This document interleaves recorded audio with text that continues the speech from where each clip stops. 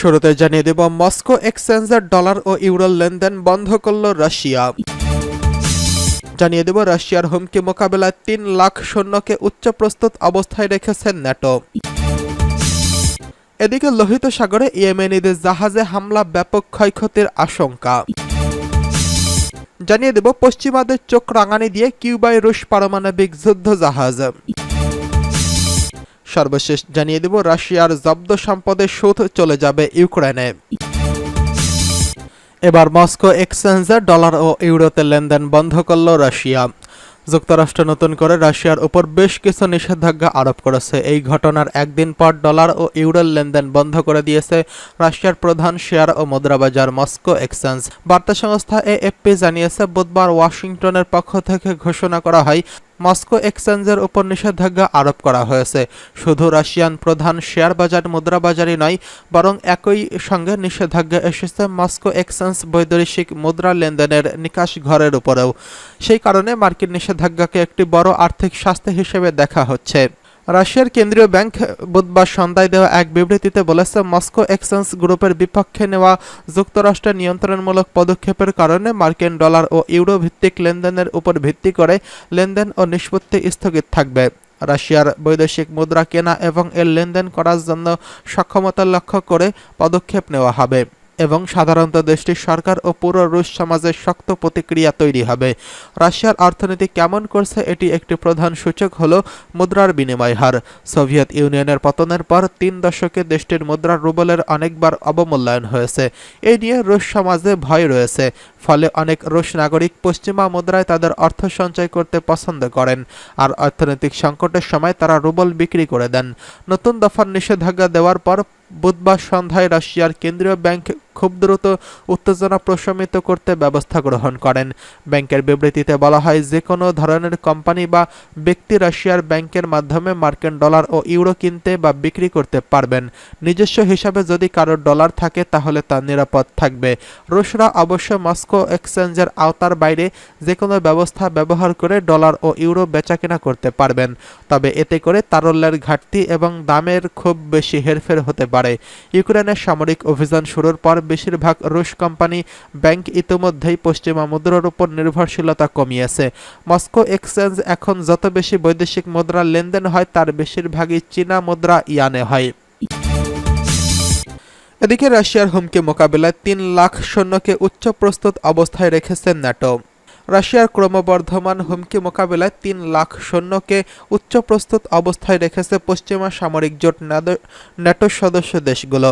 জোটের জ্যেষ্ঠ এক কর্মকর্তা এই তথ্য জানিয়েছেন। ২০২২ সালে ইউক্রেনের মস্কোয় হামলার পরিপ্রেক্ষিতে ন্যাটো জোটের নেতারা মাত্র ১ মাস সময়ের মধ্যে মোতায়েন করা যেতে পারে এমন সৈন্য সংখ্যা ব্যাপকভাবে বাড়ানোর সিদ্ধান্তের বিষয়ে ঐক্যমত্যে পৌঁছেছিল। নাম প্রকাশ না করার শর্তে ন্যাটোর ওই কর্মকর্তা বলেছেন, মিত্রদের কাছ থেকে পাওয়া প্রস্তাবনায় আমাদের সৈন্য প্রস্তুত রাখার সংখ্যা ৩ লাখ ছাড়িয়ে গেছে। এই সৈন্যদের বিষয়ে মিত্ররা আমাদের বলেছে, এখন পর্যন্ত উচ্চ প্রস্তুতির স্তরে থাকা আমাদের সৈন্যদের যে কোনো সময় পাওয়া যেতে পারে। রাশিয়ার সম্ভাব্য যে কোনো ধরনের হামলায় দ্রুত প্রতিক্রিয়া জানাতে ন্যাটোর বিস্তৃত পরিকল্পনার অংশ হিসেবে সৈন্যদের প্রস্তুত রাখা হয়েছে। গত বছর জোটের শীর্ষ এক সম্মেলনে সদস্য দেশগুলোর মাঝে এই বিষয়ে একটি সমঝোতা চুক্তি স্বাক্ষর করা হয়েছিল। স্নায়ুযুদ্ধের সমাপ্তির পর প্রথমবারের মতো এই পরিকল্পনা হাতে নেয় ন্যাটো। মার্কিন নেতৃত্বাধীন পশ্চিমা এই জোট প্রত্যেক সদস্য মস্কোর আক্রমণের কী ধরনের পদক্ষেপ নেবে সেই পরিকল্পনার বিষয়ে বিস্তারিত তথ্য ছিল সমঝোতার।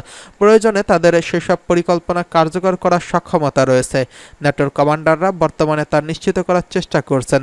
তবে সংঘাতের সময় ব্যবহৃত আকাশ প্রতিরক্ষা ব্যবস্থা এবং দূরপাল্লার ক্ষেপণাস্ত্রের ঘাটতির মুখোমুখি হয়েছে জোটটি। এদিকে লোহিত সাগরে ইয়েমেনিদের জাহাজে হামলা, ব্যাপক ক্ষয়ক্ষতির ঘটনা। লোহিত সাগরে আবারও জাহাজে হামলা চালিয়েছে ইয়েমেনের হুথি বিদ্রোহী গোষ্ঠীরা। এতে জাহাজে ব্যাপক ক্ষয়ক্ষতি হয়েছে। কাতার ভিত্তিক সংবাদ মাধ্যম আল জাজিরার এক প্রতিবেদনে জানানো হয়েছে, হামলার শিকার জাহাজটি গ্রিসের মালিকানাধীন। হামলার কারণে জাহাজটির পানি ঢুকে যায়, এরপর এটিকে উদ্ধার করা হয়। এই হামলার ঘটনার দায় স্বীকার করেছে হুতিরা। হুতিরা জানিয়েছে, হামলার শিকার জাহাজটির নাম টিউটর। কয়লাবাহী জাহাজটিতে ড্রোন হামলা চালানো হয়েছে। জাহাজটিতে হামলার কারণে ডুবে যাওয়ার ঝুঁকিতে রয়েছে। ইউএস সেন্ট্রাল কমান্ড সেন্টকম জানিয়েছে, ড্রোনের হামলায় জাহাজের ব্যাপক ক্ষয়ক্ষতি হয়েছে। হামলার ফলে জাহাজের ইঞ্জিন রুমের ক্ষয়ক্ষতি হয়েছে। এছাড়া জাহাজে পানি উঠতে শুরু করেছে। এর আগে ব্রিটিশ নৌবাহিনীর সমুদ্র নিরাপত্তা বিষয়ক সংস্থা জানায়, তারা হোদাইদাহ বন্দর থেকে প্রায় ৬৬ নটিক্যাল মাইল দক্ষিণ পশ্চিমে একটি জাহাজে হামলার খবর পেয়েছে। নাম প্রকাশ না করার শর্তে গ্রিসের এক কর্মকর্তা বলেছেন, জাহাজটিতে আকাশ ও সমুদ্র পথে দুবার হামলা করা হয়েছে, তবে এতে হতাহতের কোনো খবর পাওয়া যায়নি।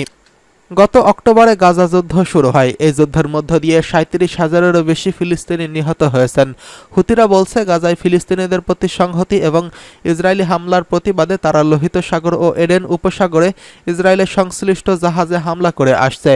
মার্কিন সেনার সদর দপ্তরের তথ্য অনুযায়ী গত ১৯ নভেম্বর থেকে লোহিত সাগরে এডেন উপসাগরের ৫০টিরও বেশি জাহাজে হামলা চালিয়েছে হুতিরা। তাদের হামলার ভয়ে বেশিরভাগ জাহাজ কোম্পানি গুরুত্বপূর্ণ এই দুই নৌপথ এড়িয়ে গন্তব্য পাড়ি দিচ্ছে। এতে পরিবহন ব্যয় বেড়ে যাওয়ায় বড় ধরনের ক্ষতির সম্মুখীন হয়েছে পশ্চিমারা। এদিকে পশ্চিমাদের চোখ রাঙানি দিয়ে কিউবায় রুশ পারমাণবিক যুদ্ধ জাহাজ। পশ্চিমাদের সঙ্গে উত্তেজনার মধ্যে ক্যারিবীয় দ্বীপপুঞ্জের বৃহত্তম দ্বীপ কিউবায় পৌঁছেছে রুশ পারমাণবিক যুদ্ধ জাহাজ। যুক্তরাষ্ট্রের ফ্লোরিডা অঙ্গরাজ্যে ৯০ নটিক্যাল মাইল দূরে হাভানা বেতে জাহাজগুলো নোঙর করেছে। বার্তা সংস্থা রয়টার্সের এক প্রতিবেদনে এই তথ্য জানানো হয়েছে। প্রতিবেদনে বলা হয়েছে, পারমাণবিক শক্তিতে পরিচালিত একটি যুদ্ধজাহাজ, ডুবোজাহাজ, একটি রণতরী সহ ৪টি নৌজাহাজের একটি বহর কিউবায় পৌঁছেছে। ইউক্রেনের যুদ্ধ নিয়ে পশ্চিমাদের সঙ্গে উত্তেজনার মধ্যে এমন নৌবহর পাঠানোর এটিকে রাশিয়ার সামরিক শক্তির প্রদর্শন বলে ধারণা করা হচ্ছে। রুশ প্রতিরক্ষা মন্ত্রণালয় জানিয়েছে, অ্যাডমিরাল গোরস্কত নামের একটি এবং কাজাক নামের একটি ডুবোজাহাজ এই বহরে রয়েছে। এগুলোর প্রত্যেকটা হাইপারসনিক ক্ষেপণাস্ত্র, জিরকন সহ বিভিন্ন অত্যাধুনিক অস্ত্র বহনে সক্ষম রয়েছে। জাহাজগুলো এর আগে আটলান্টিক মহাসাগরে ক্ষেপণাস্ত্রের মহড়া চালিয়েছে। কিউবার পররাষ্ট্র মন্ত্রণালয় জানিয়েছে, কোনো যুদ্ধজাহাজই পরমাণু অস্ত্র থাকবে না, তাই কিউবায় অবস্থানকালে রাশিয়ার যুদ্ধজাহাজের ওই অঞ্চলে কারোর জন্য হুমকি হবে না। আন্তর্জাতিক আইন মেনেই ওই যুদ্ধজাহাজগুলো হাভানায় এসেছে। এদিকে রাশিয়ার জব্দ সম্পদের সব সুদ যাবে ইউক্রেনে। যুদ্ধের জেরে পশ্চিমা দেশগুলোর জব্দকৃত রাশিয়ার সম্পদের সুদ থেকে ইউক্রেনকে $৫০ বিলিয়ন ঋণ দেওয়ার চুক্তিতে পৌঁছেছে জি7 দেশের নেতাগুলো। ইতালিতে শুরু হওয়া ৩ দিনব্যাপী শীর্ষ সম্মেলনে এ বিষয়ে সিদ্ধান্ত নেওয়া হয়েছে। শুধু তাই নয়, সম্মেলন থেকে রাশিয়ার বিরুদ্ধে আরও নিষেধাজ্ঞা আসতে পারে বলে মনে করা হচ্ছে। অন্যদিকে দ্বিতীয় গুরুত্বপূর্ণ আলোচ্য সূচিতে রয়েছে গাজা ইসরায়েলের আগ্রাসন। দ্রুত যুদ্ধবিরতিতে পৌঁছানোর জন্য মার্কিন প্রেসিডেন্ট জো বাইডেনের প্রস্তাবের সমর্থন জানিয়েছে জোটের নেতারা। এসব বিষয় নিয়ে এরই মধ্যে প্রথম দিনে বৈঠক করেছেন তারা। জোট সদস্যের বাইরে সম্মেলনে আমন্ত্রণ জানানো হয়েছে তুরস্কের প্রেসিডেন্ট রেসেপ তাইয়েপ এরদোয়ানের, ভারতের প্রধানমন্ত্রী নরেন্দ্র মোদী এবং ইউক্রেনের প্রেসিডেন্ট ভলোদিমির জেলেনস্কি সহ বেশ কয়েক রাষ্ট্রপ্রধান ও সরকার প্রধানকে।